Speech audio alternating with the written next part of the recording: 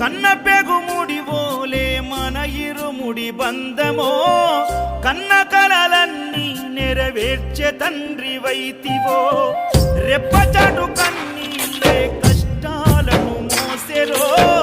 తప్పులెన్ని ఉన్నాయో మన్నించి చేరదీయరో ఓర్వలేదు కలికాలం నాయి పయనం ఆపలేదు పలికిన నోరారా శరణం కాళ్ళు కాలిపోయినా సీమునెత్తురొచ్చినా సల్ల సెమటలు వట్టి సొమ్మసిల్లినా కనిపిస్తే చాలు అంటూ ఆకలిని మరిచిపోతూ అయ్యప్ప నిన్ను చూడంతే కడుపు నిండదు ఎంత దూరమే